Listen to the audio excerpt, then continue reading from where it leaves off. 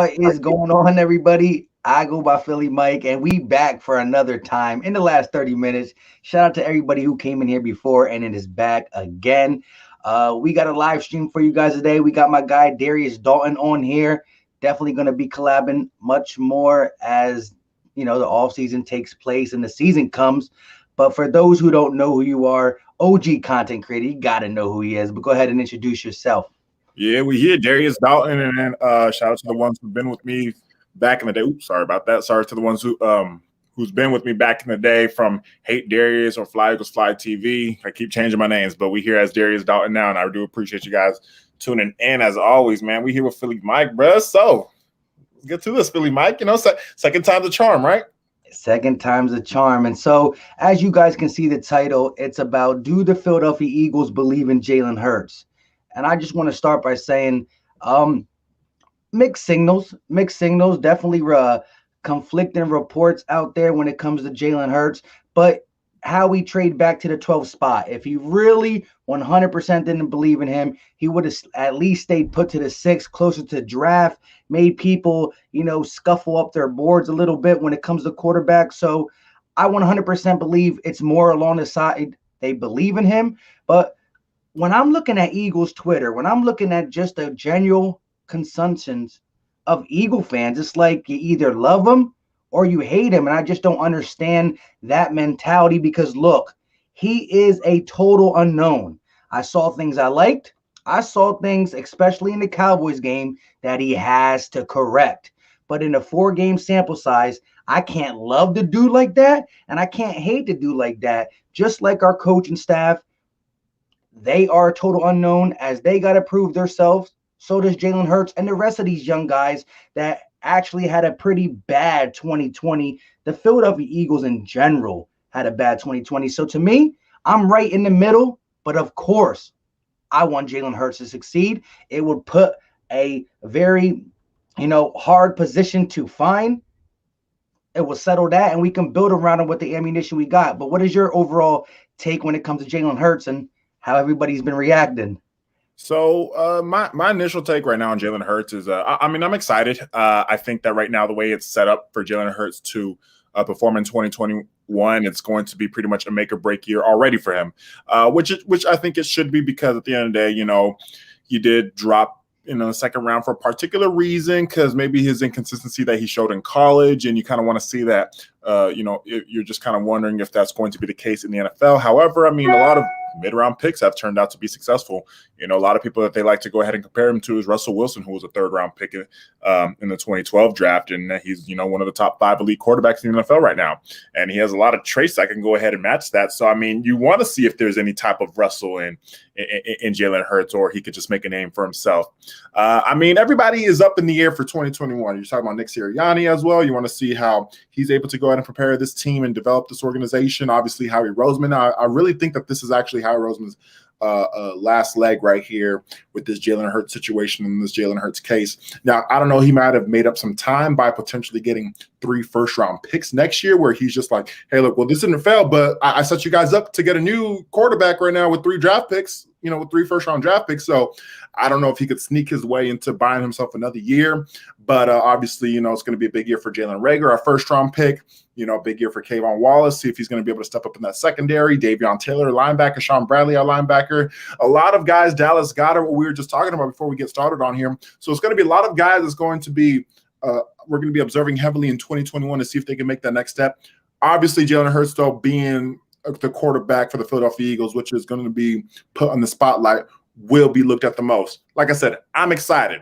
Not ready to go ahead and crown him. Not ready to go ahead and blow him off. It's only been 4 games. He was a rookie. Okay, he's going to have rookie mistakes. You want to see the potential in your rookie quarterback of potential greatness. He showed a lot of potential greatness. Okay, we could name several plays just off the bat. You're talking about the Arizona Cardinals games itself was one of the best quarterback performances that we've seen in an Eagles uniform. It's really up there with when it comes to top tier performances. He had a great deep ball against Dallas with Deshaun Jackson. We obviously know that. His first touchdown to Greg Ward. A lot of sample sizes that you can go off of. And obviously his athleticism and his escapability. I like to go ahead and circle the positive traits that I see from a rookie compared to the negative traits, because we know they're going to be making mistakes. Carson Wentz made mistakes his rookie year. Okay, he did, but we were not ready to go ahead and get rid of him. We wanted to see what he could do with the team around him. So Jalen Hurts, let's see what we could do with a team around him and a new coaching staff around him that can go ahead and potentially develop him into a better quarterback. He's been getting better since the freshman year in Alabama. Everybody has seen his progress from Alabama, getting benched, came in, won an SEC championship game, transferred to Oklahoma, became a Heisman candidate, and became an NFL starter. Again, set several rookie records with his performances. He's going to get better. And the dude has the mindset and the work ethic to get better. So that's why I'm excited for 2021 Jalen Hurts. I mean, yeah, you hit it on the nose. And a lot of people, because we have YouTube channels and because, we come on Twitter at times saying stuff more analytical, it's like people forget we're fans. And so as Jalen Hurts suits up in the number 2 jersey, as he showed flashes of upside and potential on some crazy, oh, look at this, make something out of nothing. You want to be excited for that. Just because you say something about that don't mean you believe he's the next Patrick Mahomes or Russell Wilson. You can only hope for that. Definitely when I watch his game, he has things he has to correct. But again, you're talking about a 4-game sample size, not getting the first team reps until later part of the season, an ugly season when it comes to just everything a normal football player gets to do to, get his feet wet. He didn't get none of that. He was a rookie. So to me, people are going to look at him as a second-year player, but he's as much as a rookie as I can ever see because of the fact he just didn't get nothing.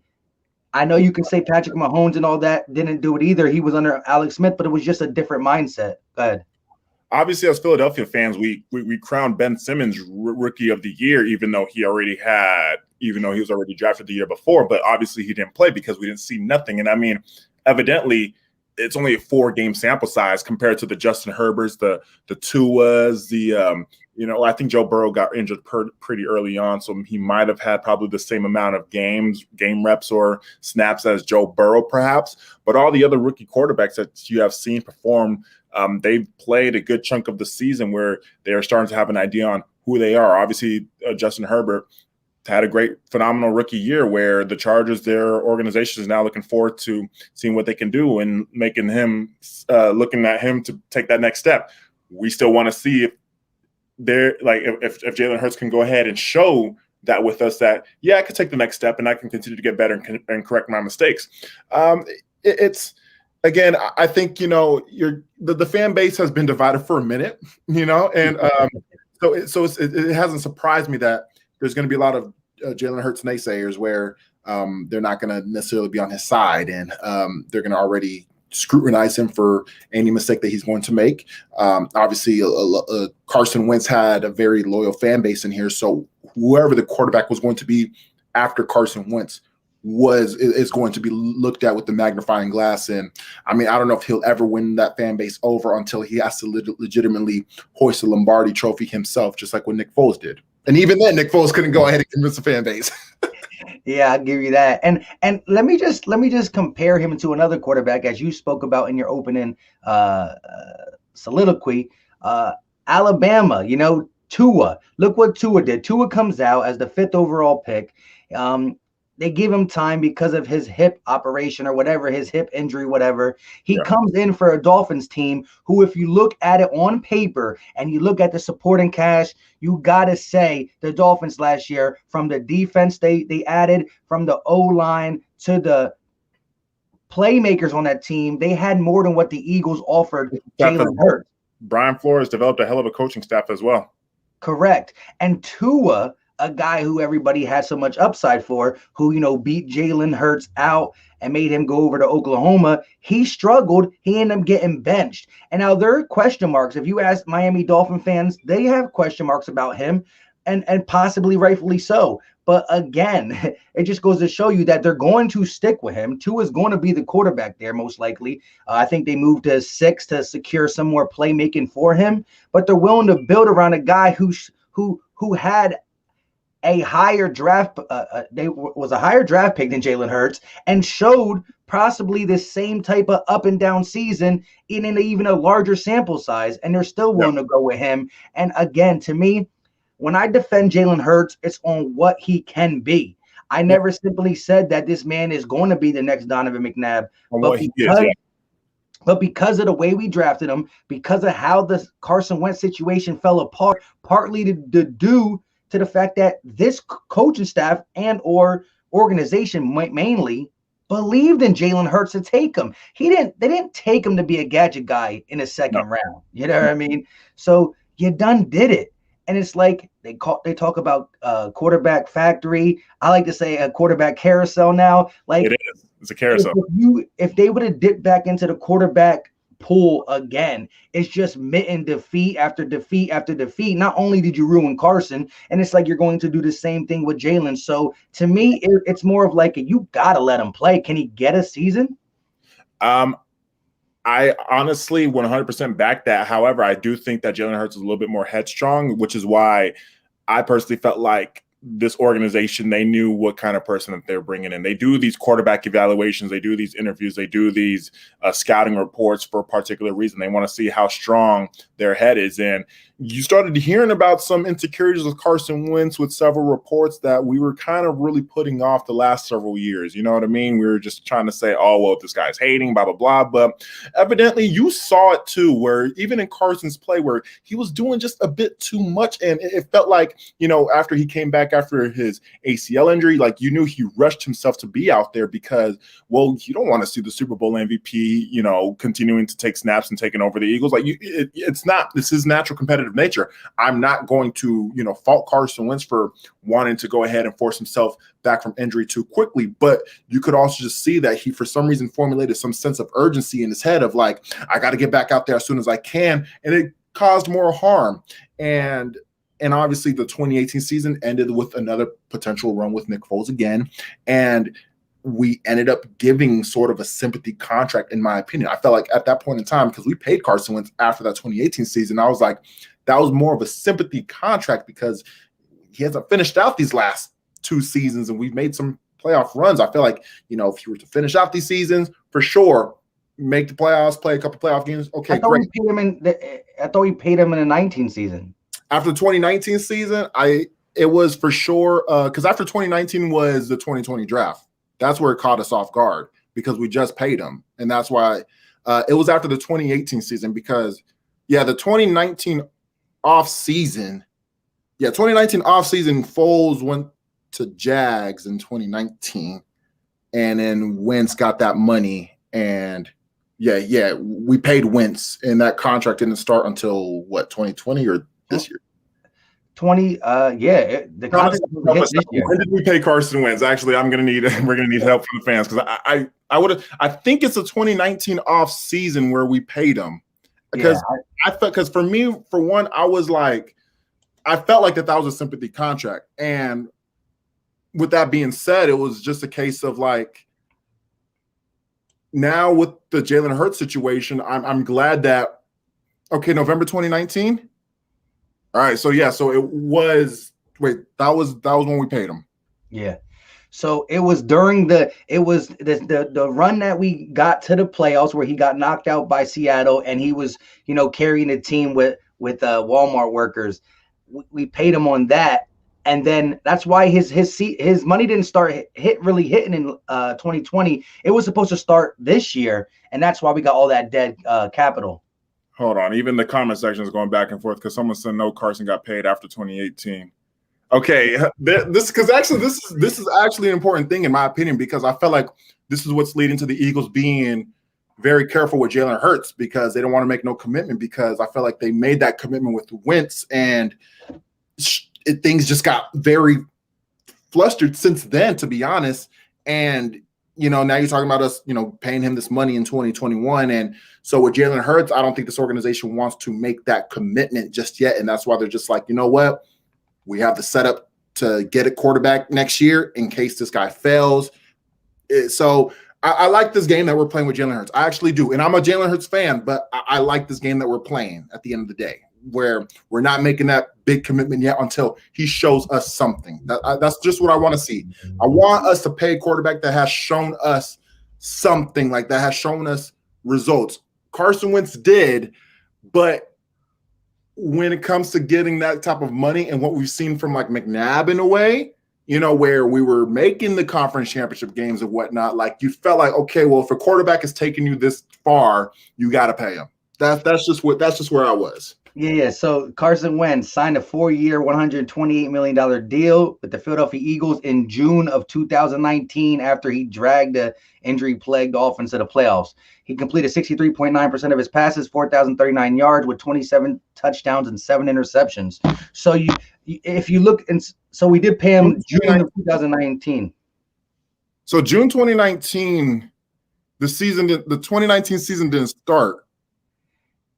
That makes no sense. Hold on. That's actually confusing because if it's June 2019, that 2019 season didn't start because that was after the 2018 regular season. Because Carapole is saying June 6, 2019. So that was before he dragged the injury-plagued team to the playoffs. This really threw us off. Yeah, that's wild. Hold up, though, but nah, like, bro, like, got it. Well, all right. So to just trying to trickle back down. Sorry about this co-commotion, guys. Yeah. Let's get back to Jalen. Yeah. Well, but at the end of the day, so that's what I'm saying when it comes to Jalen Hurts' commitment, and so that's why I think personally this makes sense because we do have the artillery to make a move in case Jalen Hurts fails in 2021. And how do you feel about that? I like it. I mean, again, when I saw your reaction to it, it got me first. It got me first. It did. I was it's like a gut punch. We had, because you got to think about it. Obviously, you know about our draft history. We all know about the Eagles draft history, and it's Howie Roseman, and was it the way how Doug and co were developing these players? I felt like it was part of both. I felt like it was a mixture of both guys. Just we're missing obviously on the obvious stud right there, but also their coaching staff is doing no justice for these guys that we're bringing in as well. For some reason, we just kept relying on free agents because no guys are developing. And at that point in time, you have to start questioning a staff and their lack of development on players. So you felt like at number 6, I thought that the Eagles had plenty of draft picks already as it is. I wasn't necessarily worrying too much about 2022. I was worrying about 2021 as far as we have 11 draft picks right now. We're at a very, very valuable pick where, in my opinion, I think linebacker and cornerback are our biggest need, but we are at such a luxury pick where you could go ahead and just get the Jamar Chase or Kyle Pitts. You could just go ahead and get one of those guys because why not? They're just that dynamic and they're going to be able to add that flair. So for that quick 15-minute time period after San Francisco moved up, I thought, a lot of us thought, and a lot of us we've been talking about the whole entire offseason. Now, obviously, we've all calmed down and accepted the fact that, hey, look, we could potentially have 3 first-round picks next year. But for that time period, and I'm not going to wash away the last 3 months that we've just been talking about, bro. The last 3 months, what you've been hearing, Kyle Pitts or Jamar Chase, Pitts or Jamar Chase. That's all. So the fact that it was right then and there for that 15-minute period before we made that trade to move back, you were thinking, oh my God, we're actually going to land an actual stud because, again, these drafts have been frustrating. We've seen guys come in and just, take off in the NFL. And we're just like, we could finally have that guy that's going to come in and be an immediate impact. So when that trade happened, for me, I couldn't think ahead. Because I felt like 2021, I was already invested in Jalen Hurts. I was already invested for Jalen Hurts in 2021, and whatever was going to happen that season, we were going to figure out next year. Okay. So I couldn't understand that they was already sort of planning a just in case Jalen Hurts fails scenario already, which, I mean, evidently now that I've calmed down, I'm okay with it. I just felt like, well, if we are trying to make Jalen Hurts succeed now, why don't we give him that obvious stud that's going to be there? You know what I mean? Instead of now pushing back, and now you have to kind of just reevaluate what do you want to do with that 12th pick? Because for me, I'm now kind of going back and forth on like, do I want still wide receiver or just because I just want defense, because I'm really looking at linebacker and cornerback because that's still our biggest need. But we'll get to that in a second. But just to go back with that trade, it just, for me, it was just like, regardless if Jalen Hurts was going to be the guy or not, you knew that whatever quarterback was going to be taking snaps from him was going to be thrown to a very valuable weapon in Kyle Pitts or Jamar Chase. How'd you felt when that happened?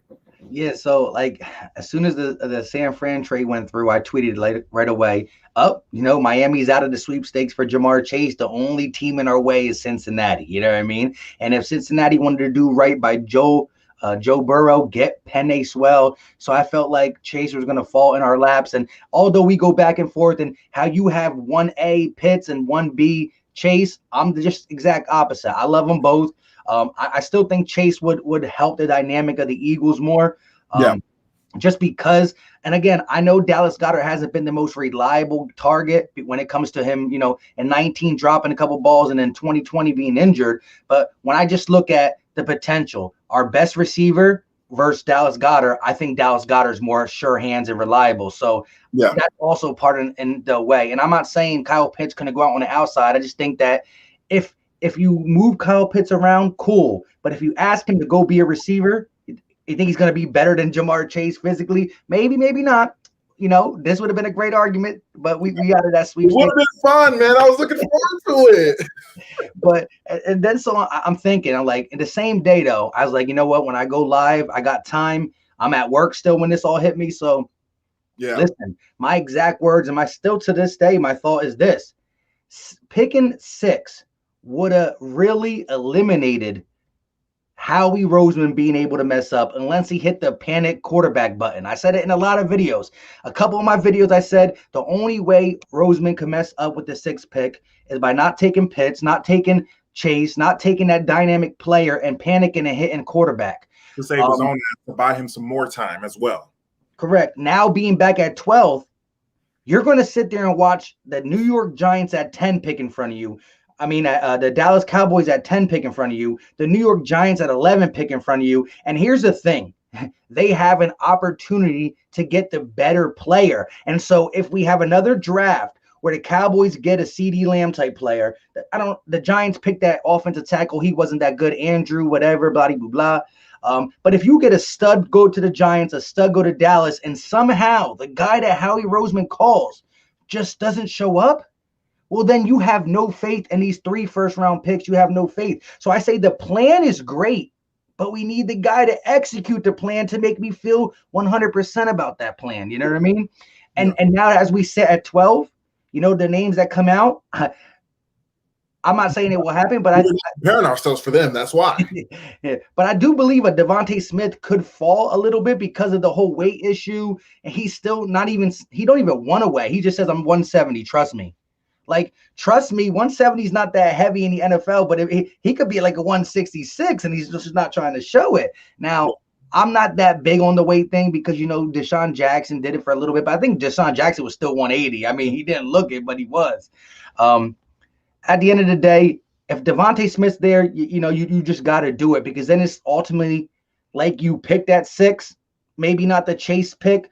But you're like, let's be honest, if somehow Kyle Pitts or Chase went, we would have been okay with Devontae Smith at 6, possibly. And so it's like you got a free first-round pick in that. So I think, the Devontae Smith, the Jalen Waddles, they're going to be a possible competition. But I think, you might get the best value if a Micah Parsons is there at 12 then. I don't see the Eagles pulling linebacker. And I know he has off-the-field issues, which I haven't really looked at to see if he was right or wrong. And I know people have been telling me it really wasn't him or it really was him. I like to come up with my own opinion on them type of things, off-the-field issues. So I don't really know yet, but I think the value might lie at possible corner, possible defensive player, unless one of these wide receivers falls, which just is a deeper wide receiver class. But then again, our second round pick is early. It's 38, but that's not early for Howie Roseman. It's not.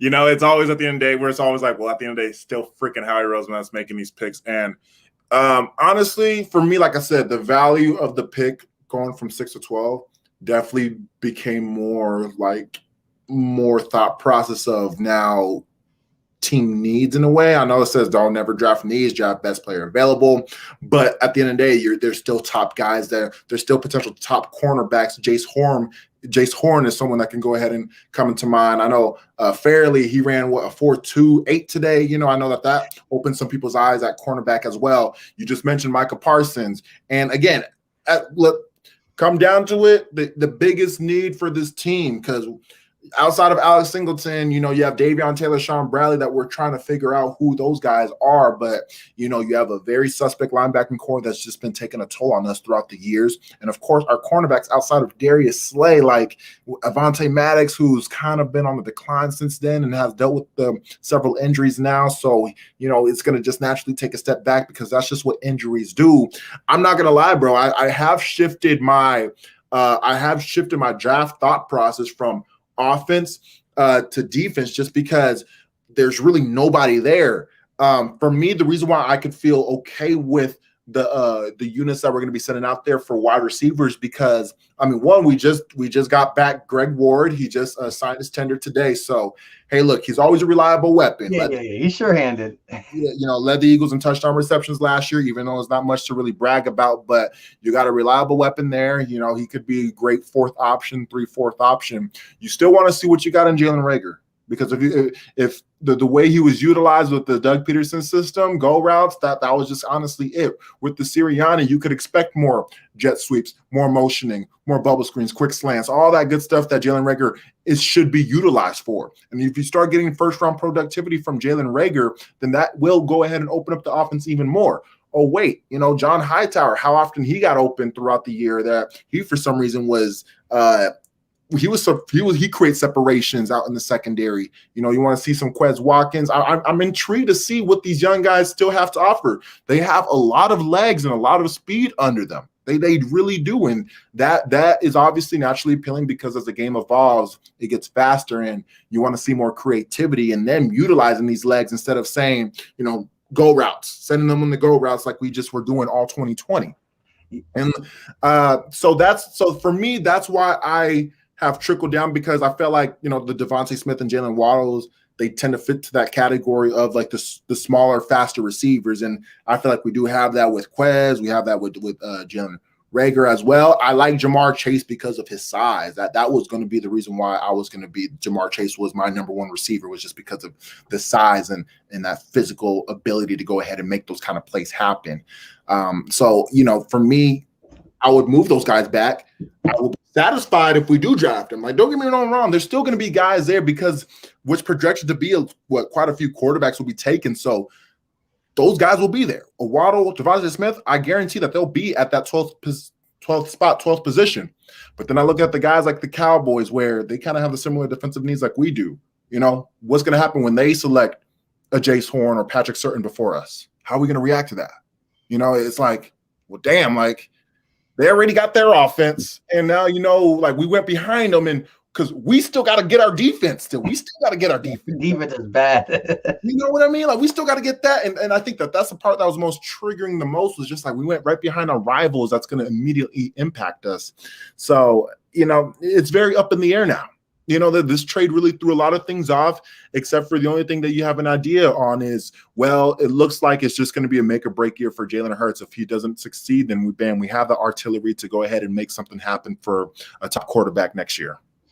Yeah, and again, because Howie's picking and it's outside the top 10, I think you really got to go best player available. Don't look at the cornerback spot necessarily, the linebacker spot, the wide receiver spot, even a guy like Rashard Slater. This offensive line is not a sexy pick, but I think you got to make sure that the person you take at 12 can play in 2021 and actually perform like a first-round pick. We can't have guys, and I'm not saying Jalen Reagor is a bust or not. I don't like to call any wide receiver not good besides J.J. Arcega-Whiteside this early on in their career. Yeah. I listen again, and the jury's not out on Nick Sirianni. I mean, the guy talks a great talk. I like how he constantly talks about we fit what we can do with our personnel. We got our best pass catchers being tight ends. We run 12. If we got speed, we run 11. If my quarterback is Jacoby Brissett, our offense is going to lead the league or be top 5 in rushing. to help out Jacoby Brissett. We got Andrew Luck. We're going to be top 5 in passing. We're going to sling the rock. So he talks the good talk. I had Dave Spadero on. He came out and said, like, a guy like Jonathan Gannon, he can see him, just with all the fire and the charisma, possibly be getting a head coaching job offer in the future, which I'm like, Dave, I don't want to hear that. You don't want your D coordinator to be good and then go. But, it's good. You need a good defensive coordinator for a minute now, man. It's been a while. Yeah. You look at Joe Flacco. He's the same age as all our coaches.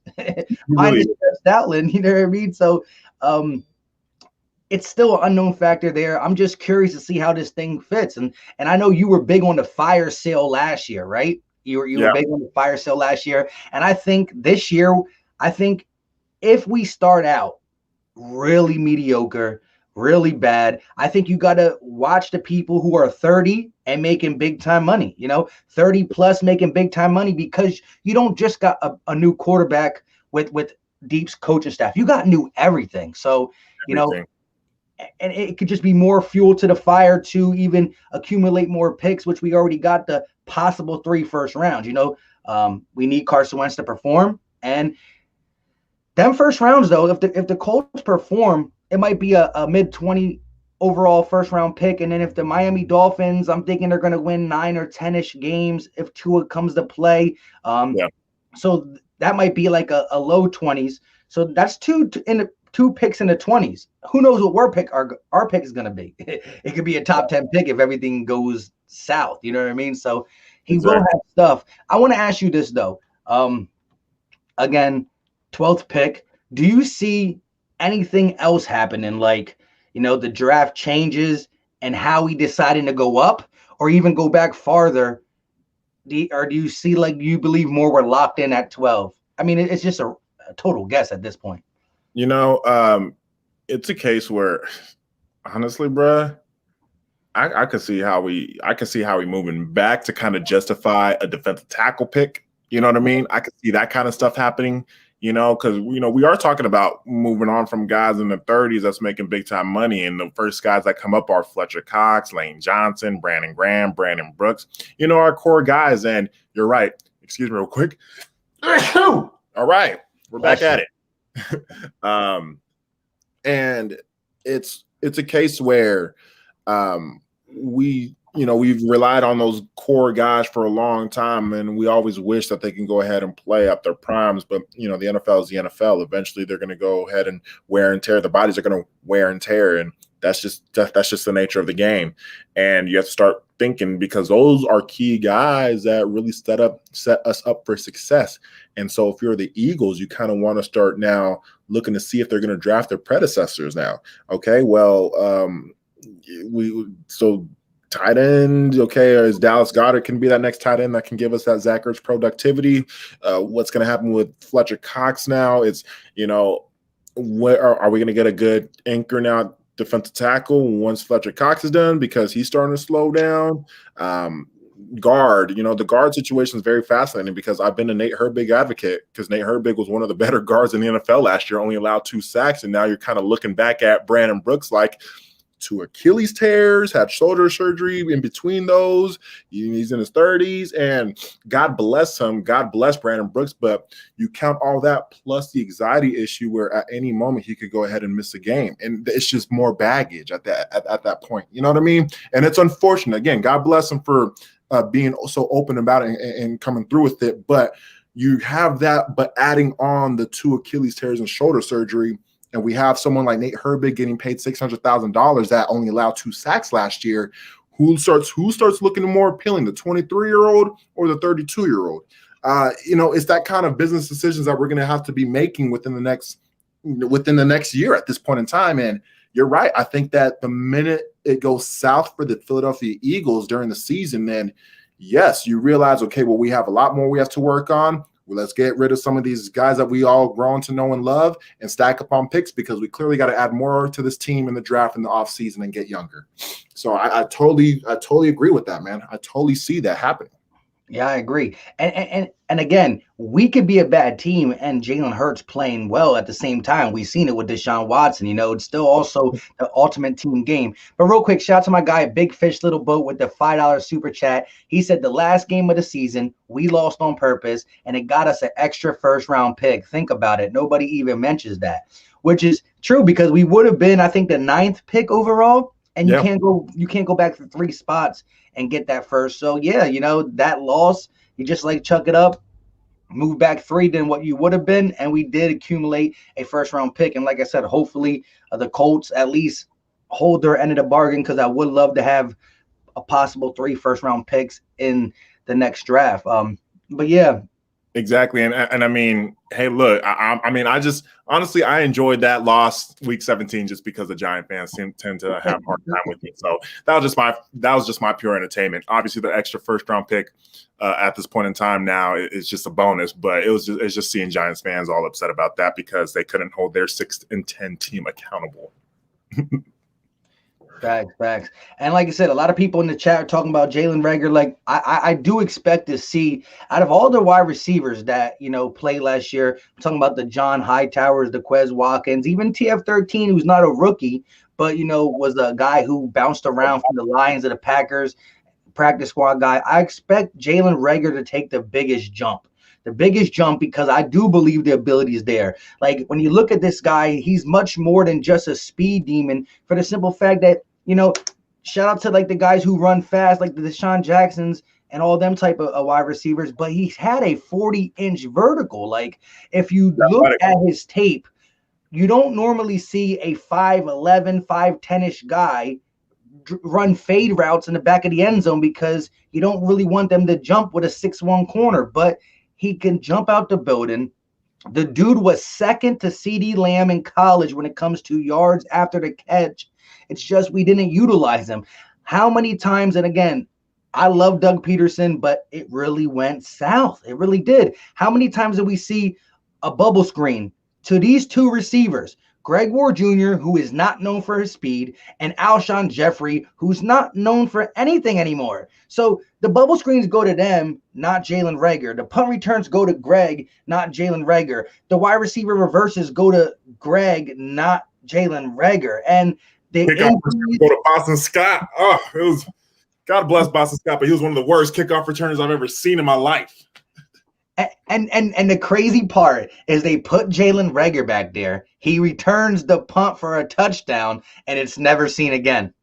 Like, it's like, oh, okay, well, when we drafted Jalen Reagor, I know people were like, well, we still had Justin Jefferson there, but people were getting on board because they realized, well, Jalen Reagor, he could go ahead and do more than just running routes. He could go ahead and do reverses. He could do sweeps. He could run the ball, and he could also return the ball. And one of the rare few times that he returned the ball, he takes it to the house, and we never seen him again. And like I said, we're stuck with Greg Ward and Boston Scott returning that. Boston Scott struggled getting to the 25-yard line. I know, I'm like, just take a knee every single time, bro. Just do a touchback, because you're not hitting that 25-yard line mark. Greg Ward, you're averaging 5 yards a punt return. It's just like, that's a good one, actually. That's a good one. Like 3.5. It's crazy. I was like, why are we not even utilizing these fresh legs that we have? These guys have fresh legs and they're ready to go. You saw the Quez Watkins pivot against Arizona. That was one of the best highlights I've seen in the NFL. And that was a great pivot. So he has some type of skill set where he can go ahead and have a little human joystick in him where he can make some type of move and utilize his legs. He actually ran. It's so funny because a video of him went kind of viral last week, where he ran like a dig route, but it looked very bad. But I observed that video again, and dude just ran way too fast for that route. And for me, I was like, you know what? Even though he had a very bad cut back to the ball, the fact that he just ran way too fast for that route just shows that he actually has just a natural pair of legs underneath him. His legs are very, very gifted, and it was just way too fast for him to run that route, and hopefully he could tighten that up by the time training camp comes around. But that's a great asset you want in one of your wide receivers that can make a threat like that. So So it does come down to the Sirianni staff, because the Doug staff was not giving us no productivity. They kept, and if there was any productivity, they had to bring them back because they had veterans like, Alshon Jeffrey coming back. So bye-bye Travis Fulgham. Deshaun Jackson's in. So, that's going to lose reps for John Hightower. It was coming towards the end of the year where one of those guys were inactive. And it's just like, why are they still inactive when at this point in time we suck? Let them play. Obviously, I go back to the 2019 situation because I felt like that alone ruined our first-round pick in Andre Dillard, where in 2019, Andre Dillard comes in for an injured Jason Peters. What else is right? He is progressing as a blindside left tackle. Right then and there, you commit. Perfect. Give your rookie that confidence. But what happened? They snatched him out once Jason Peters was ready to go. Lane Johnson gets hurt, and they put him on the other side where he's not used to, and he got eaten up, was never seen again. Bad training camp, got banged up, out for the season. Now we possibly ruined our first-round pick. That's the kind of stuff that last staff was doing. When Andre Dillard was actually progressing as a left tackle in 2019, you stick with him there and you don't put Jason Peters back out there. Thank you for being a great mentor with him, but the rookie for the next 10 years, the blindside tackle for us is getting better each game. We want to go ahead and stick with that. But no, they took him out when he was getting into a groove, and that is where, again, that was a problem with that last staff. And I mean, I don't know if they had to play politics because we're paying these veterans money. So I'm not going to have a guy that's getting paid $1.2 million out there on the field and have someone I'm paying $13 million on the sideline. That's just not what I'm paying these guys for. So I have a feeling that a lot of politics was into play when it comes to putting these veterans in there.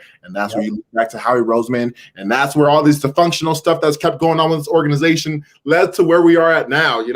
It's just And to me, that's around the time where all them reports came out that Howie Roseman has say on game day actives, meaning like I pick the roster, but once the roster's picked, let them pick the roster. Once it's picked, let the football guys put the best player in. He's like, Jason Peters makes this much, get him in.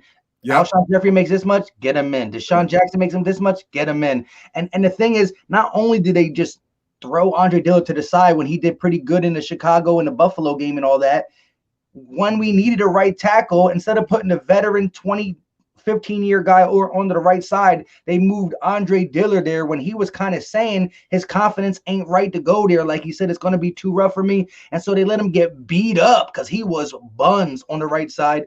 And so not only did they take his job from him, they broke him by just making him do something like, at the end of the day, Jason Peters should have been the one, if anyone, to move to the right side, not Andre Dillard. You got to do all that. Exactly. Real quick, shout out to my guy Philly Pop for joining YouTube member. Appreciate you, Philly Pop. Let's go. So I've been seeing a lot of Zach Ertz, bro, in the comment section which is actually a very good topic to actually discuss. And obviously, we were debating Zach Ertz even during the start of the season. And then obviously, Zach Ertz was obviously a big reason why I wanted Kyle Pitts. And I see a lot of people that brought up Zach Ertz right now. So I'm down to really talk about the Zach Ertz situation, because for me, now that, my Kyle Pitts fantasy hopes and dreams is out the window, I want to flirt with the comeback, because at the end of the day, this is the greatest tight end in Eagles history. This is a jersey number that we should retire. You know what I mean? This is a Super Bowl hero for us. And I mean, obviously it's a lot of nostalgia with Zach Ertz, but when you think of money, when you think of now the impact that it might have on Dallas Goedert, when we still got to figure out Dallas Goedert right now, you know what I mean? We still got to figure out Dallas Goedert. I know he's more so of your boy, and you're really on the Dallas Goedert way for sure. I like him, but I don't know if I like him enough for me to go ahead and make that commitment, because I feel like I haven't seen much from him, and a lot has to do with because of Zach Ertz being in the way. So what do you do with him? What do you do with Zach Ertz? It's really tough because, like you said, 2019, we saw the upside of Dallas Goedert with the rookie mistakes, the fumbles, the incredible one-hand grabs, and then next pass he drops a sure gimme. We saw them mistakes early, and then in 2020, injuries happened to not only him but everybody who was wearing green. I mean, I got injured a couple times just rooting for him. But at the end of the day, it's hard. And with him being a second-round pick, your time is limited. You can't use that 5th year extension. You got to make up your mind in 4 years. And let's be honest, the Eagles tried to shop Zach Ertz.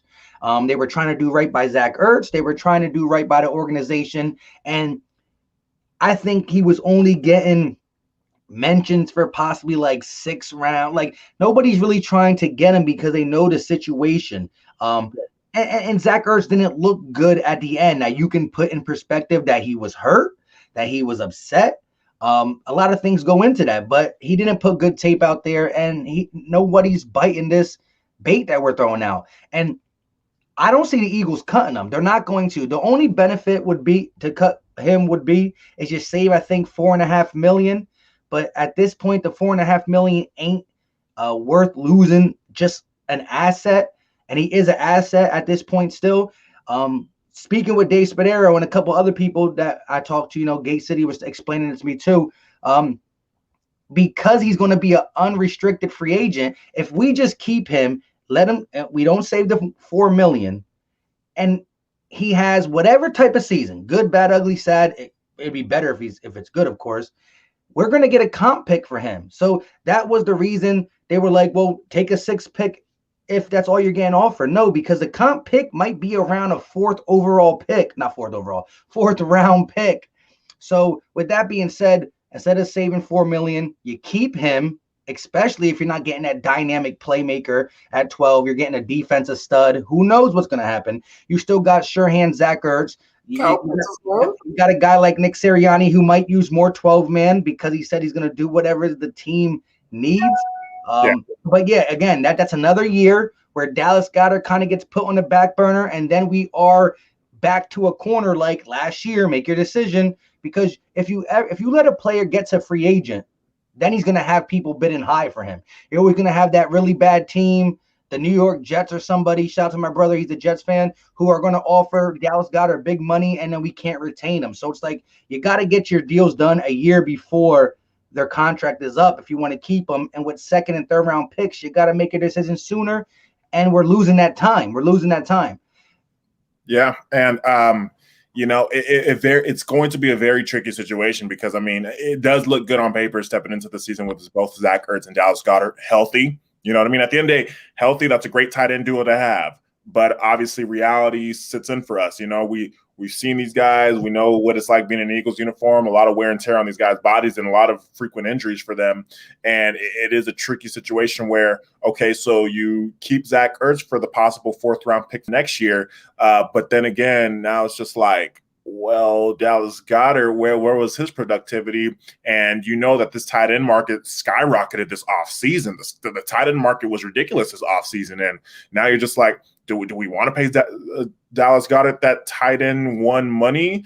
At the end of the day, the tight end, what do they say, is a quarterback's best friend. It's the quarterback's best friend. So you're going from having both to possibly both leaving in 2022. So it's a very, very tricky situation, a very fascinating situation. I do think that the ship has sailed when it comes to getting a valuable pick for Zach Ertz right now. I don't think that we're going to get anything as of value. I think that it's going to be a day 3 pick, a higher day 3 pick, or a lower day 3 pick, not, like a 4th round pick for him.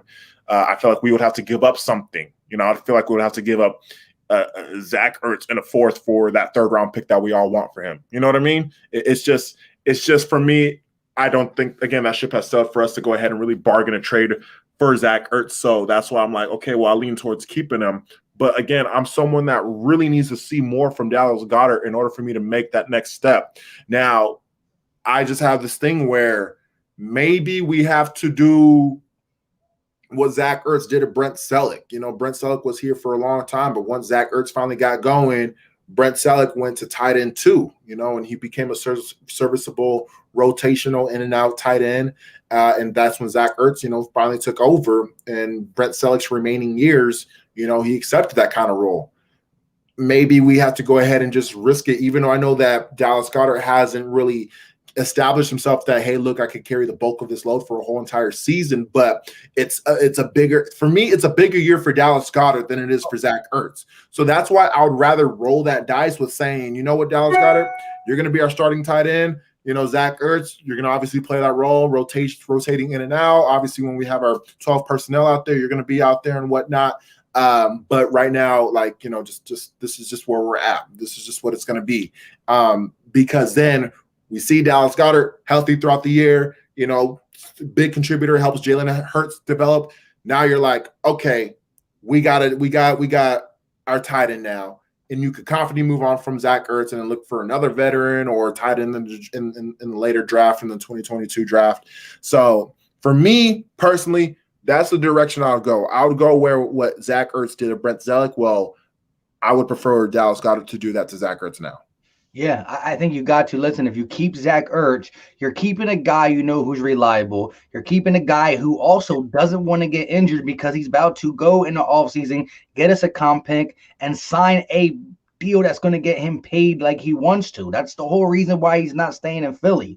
So he's going to want to be healthy too. So I think he'll accept that role, and we do got to see what Dallas Goedert can offer because the potential is there. When you look at Dallas Goedert's size, route running ability, and catch radius, it's there. We just got to see it consistently. We got to make sure that he can hang through 16 games, not get punched in the mouth in the off seasons, all that good stuff. Like, can the dude play football for the Eagles? That's what we need to see, because when he plays, he's good. But I'm tired of talking about when these guys play, they're good, but they're not playing. The Deshaun Jacksons, Malik Jackson was good, but he's not playing. Jordan Howard was good, but he's not playing. Derek Barnett is good, but he's in and out, not playing. So these guys have potential. We just got to see it more consistently on the field. But real quick, shout out to everybody in the chat. We still got $144 in the chat. Smash the like button. I see the like button at like 60 likes. Come on, we got double the people in here. The like button is free. It's easy. It don't cost a thing. Man, you know what I mean? Shout out to the real ones though that just hit the like button without your boys saying anything. You know what I mean? There's 60 some people in there, but shout out to everybody. Appreciate you guys. Show them love, bro. It's at the end of the day, man. Obviously, I know that we're not going to be having a lot of expectations for this organization as far as winning a Super Bowl in 2021. It's just more so of a year of observation to know is Jalen Hurts the guy, is Nick Sirianni the coach that we're going to be confident coaching the next several years for in Philadelphia, that he could develop a Super Bowl team perhaps, or coach up a Super Bowl team. It's a lot of it's a lot of mystery when it comes to the Eagles. One thing I do want to say though is that usually when it comes to our rebuilding process under Jeffrey Lurie in particular, it's just it tends to go by faster, quicker than we expect.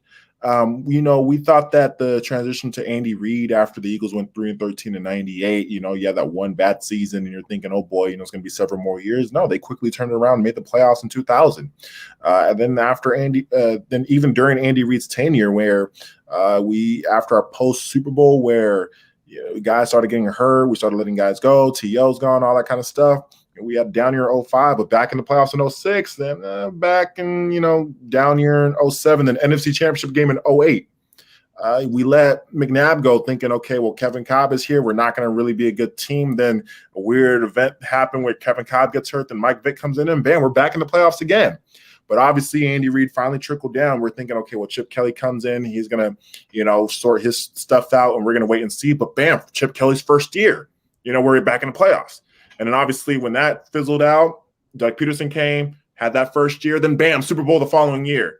So there's a certain rhythm, there's a certain flow that happens. And I mean, I guess you could say this is a word of encouragement for a lot of Eagle fans out there. And for me, it is, because it's queer. I was about to say it's weird, but I said it's queer. Oh, I got you. Blooper right there. It's weird. It's weird that I'm saying this because, I've always feel like a kid when I watch the Eagles, but now I'm 27 and I've been watching this team for over 20 years now. But I felt like I have a comfortable connection with this organization and find what they do, on a regular basis. So I know that when we're at this position, last place, 4-11-1, rebuilding coming up. Sure, 2021 might be up and down year, but I feel like it's going to be a year of promise where we might be a little bit more surprised from this team. And when we get more money in 2022, we know, well, we could spend some money to add on to this team.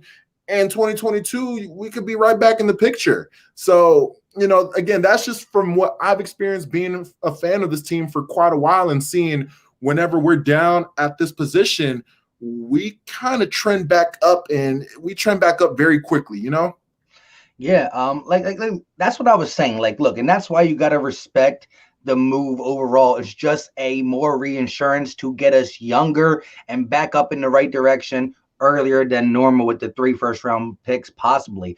And when I look at this team, I agree. Listen, there have been teams who've been down and out for a while. The Giants been losing for a minute. Shout out to my guy Vinny in here. He's a Giants fan, so I had to take a quick shot at the Giants.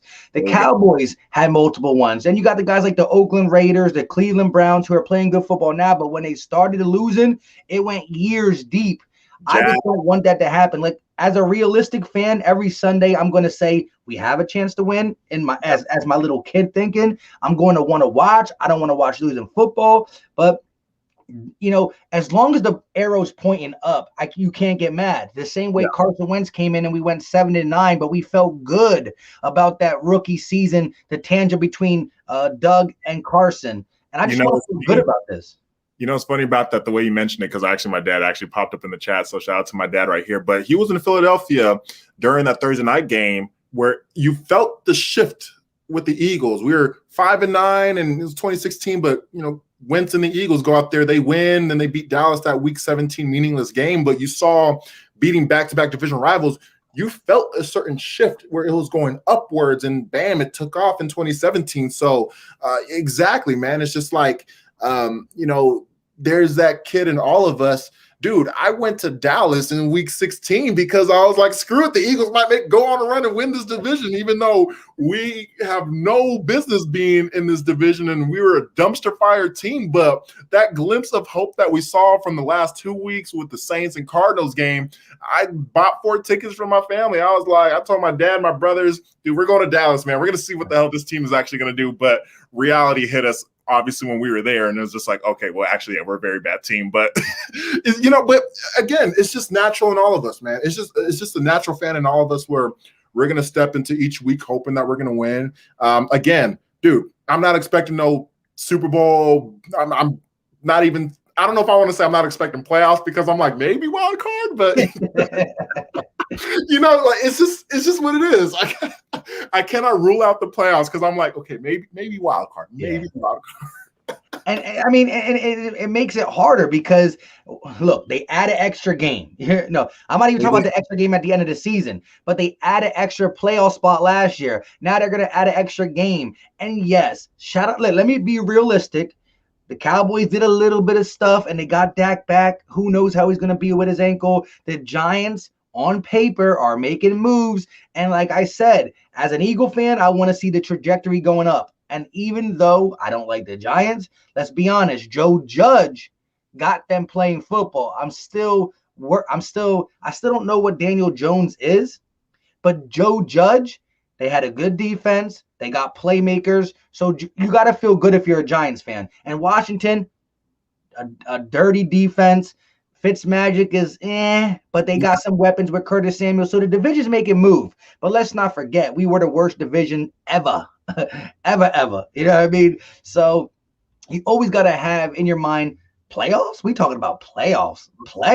You know what I mean? But realistically, I want to get